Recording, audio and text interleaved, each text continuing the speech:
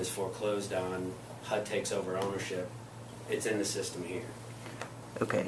And So it's this is the- HUDhomestore.com. Yes, this is the main, this is what used to be, I forgot what, who was the asset manager before? Before HUD? Yeah, well, before now, the old asset manager, I can't think of who it was. Anyway, this is what took over the old system, so. Okay. Bid select, that was the old one was bid select.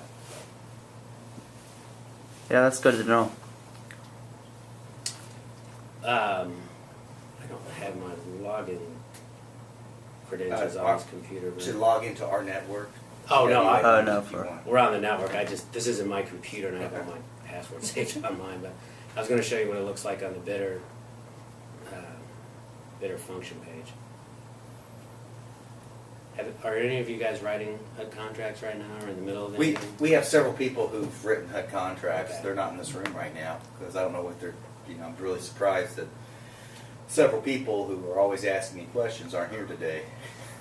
Well, they'll get the YouTube though. Yeah, I know. Yeah, so. Yeah, and we've got plenty of handouts. We can leave some behind too. And we're willing to come back if it needs us to come back. The search feature on here is really, it's a lot better than the MLS. You can just do partial address searches, and as long as you put in the state. So you can be really vague and it will find it. Yeah, just like that. That's nice. Yes, it's very nice.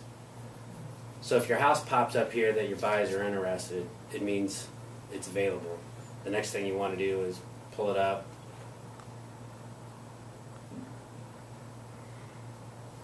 Verify what stage it's in, which this one is listing periods exclusive, so that means only an owner-occupant can bid on it. You have your listing date there.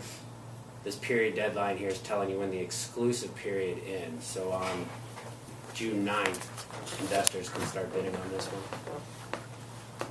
If you notice up here, it says time remaining 14 hours. That's the time until the next time HUD is going to review all the bids submitted, which once it's past that 10-day sealed bid period, it's every night that you look at it. So this will always count down to midnight. And if you were interested in putting an offer on it, all you have to do is click right here and submit offer. As long as your broker's already registered with an NAID and you are already registered, all you have to do is come right in here. If you're not registered yet, it takes 5 seconds. All you need is your broker's information. That's good to know. Yeah. I did not know that. Yeah, so there's not any extra training that involves to be able to do. So No. if you put an offer in and it's not accepted, you don't hear from them. Right. Can you come back and put another offer? Yes. Doesn't matter how many times. You can do it every day, and you can go in until midnight and change your offer. So if you submitted something at 8 a.m. and buyers come back and say up the ante, you can do that too.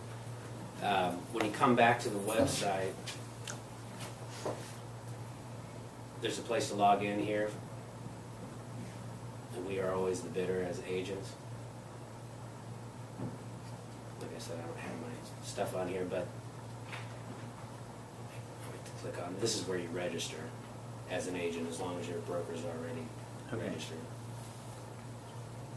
Is it a good idea to go on there, get registered? Absolutely. And then later on? Yeah. Okay. This is where Maybe you go through the process maybe once or twice before you actually go live and do it. Yeah. So you log in here.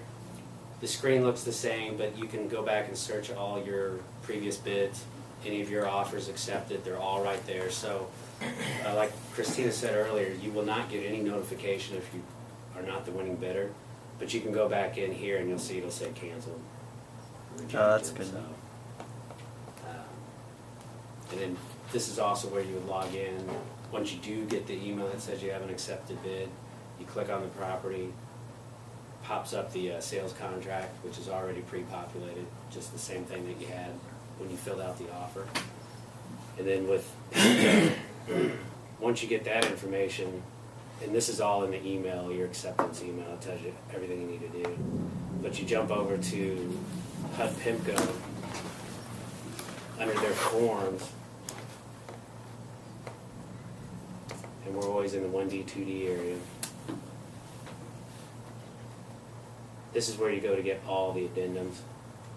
So your lead-based paint addendums, your FHA addendums, your extension forms, cancellations, everything's right here. And then based on if you're bidding for an owner occupant or an investor, you click one of these links and this pops up. All the addendums you need except the lead-based paint. For some reason they leave that out. You have to add that to it if your house is older than 1978. Okay. This is a autofill form, and I've got one pre-populated over here. This makes it really easy for you guys. All you have to do is take that sales contract that you got a link to in your email when you got the accepted bid, put the information into this autofill form, which is everything on that first page, and then it will fill in everything exactly how it's supposed to be on the sales contract. That's awesome. It'll come through and do your electronic certification, all your addendums. Again, it does everything except the lead-based paint's the only thing that's not in here. Nice. So all your other forms that you would need, your FHA forms, your investor forms, everything, fills them all up for you. Then all you have to do is print it, and then like she said, everything has to be in blue ink. You still have to have broker signatures on there in addition to the agent, so you will have to get your broker signature. I think there's 3 places that you need a broker signature. I did have a question. Do you notice since you've done this so long that there's a steadfast kind of ballpark figure that you need to stay within, like percentage wise of what hey, you're putting in an 80% of what they're asking, Yeah. and there's no chance they're going to accept it. You need to do at least 85 because, or whatever, I'm just throwing out. 85 is actually right. I've never seen them take less than 15% off the ask. Okay, that was just a guess. And Like that's a guess. even if you're bidding on a $10,000 property. If you're much less than 9,000, they'll probably They'll just say no way.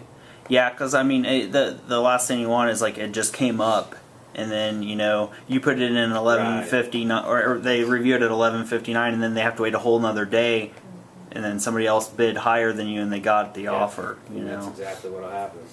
Yeah. All 3 of the asset managers are slightly. Christina, we only mentioned PIMCO because that's the one we have about 80 listings with them. We have 7 or 8 with Matt Martin, and then we don't have any with Home Tellus. They're Right. all 3 slightly different, and unfortunately, because there's 3 asset managers, you kind of got to go 3 different ways depending on which asset manager it is. Okay. Most of our manual is going to be with PIMCO, but like I said, there's just minor differences between how 3 of them operate. And we've actually got the numbers for Home Tellus and Matt Martin Real Estate in here as well. So. And really the only difference is where you go to get your forms. It's just their website. Okay. HUD should have put them all on the same, forced them all to use the same to make it simpler, and they might do that later on. Okay. But, there's no set time frame for when HUD's going to lower the prices. They used to be pretty regular, 30, 45 days. Now it's up to the asset manager. We have some that do it every 30 days. PIMCO tends to be more like 45 to 60 days. Okay. It's good to know. Any other questions? Northwest Title is the only title company. Mm-hmm. There's only 2 in Missouri. We're on the Missouri side, so I'm more familiar with the Missouri side. But Liberty, Missouri, and one out in St. Charles. I'm not sure where the one for you guys on the Kansas side is. But there's probably only 1 office, maybe 2 in the whole state of Kansas, because there's only 2 in the state of Missouri. Yeah, and I did not mention, but your buyer does actually have to physically be at the Northwest Title office for closing. And if they cannot be there, then they have to provide a power of attorney. There's no closing outside of that office. That's like out-of-state investors. I found this out the hard way. They can't.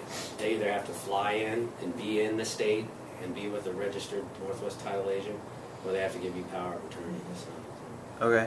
which is kind of a Give your disadvantage. agent power, their agent? Give whoever they want to, Okay. but usually it's the agent. Right. And we're told that's a HUD rule. Yeah, Okay. that's a HUD rule. It's not a Northwest Title thing. Is there variances in occupancy versus a standard versus a HUD home? I mean, timeline wise, let's say somebody's relocating and they want to purchase a HUD home, but they have to be there within 50 days or 40 days or whatever. Is there more of a lag time through a HUD contract? Absolutely. HUD is definitely slower than your Fannie Mae's or Okay. or anything else. HUD tends to be the slowest. Is there a ballpark time frame of how much time you tell them, hey, from